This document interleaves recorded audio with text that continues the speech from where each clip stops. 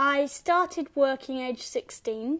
I started working at computer fairs, and then later on I was working in computer shops as a technician and a sales assistant.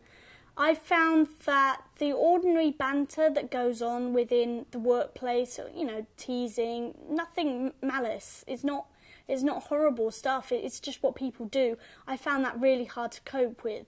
Also, as a female on the spectrum, I found that my interests were predominantly male. So my interest in computers, for example, whenever I go anywhere involving computers, it tends to be filled with men.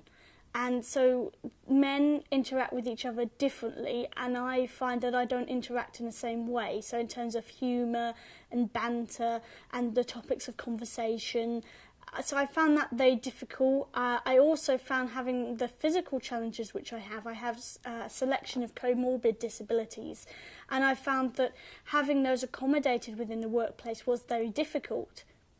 I have hemiplegia, which is a form of cerebral palsy.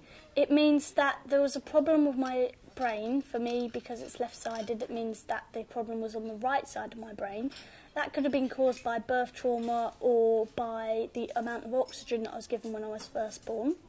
And it means that I can't control my left side as well as my right side. So that means, for example, if I'm holding, say, a bottle in my left hand, I could easily drop it or it could tip and I wouldn't notice. I don't have the same nervous control. I also find it harder to swallow on my left side, and also my hearing and sight isn't as good on my left side. I have hemianopia, which is a visual impairment. It affects the peripheral vision. I have dyspraxia, and it's a specific learning disability. For me, it's different for everybody, but for me it causes difficulties with short-term memory, with clumsiness and with sequencing. I have dyslexia, I have dyscalculia, which is mathematical dyslexia. I have prosopagnosia, sometimes called face blindness, which means that I don't recognise faces. I have scarred lung tissue, which is the tissue within my lungs is scarred, which means that whenever I get a cold, I have to be very careful that I don't get a lung infection.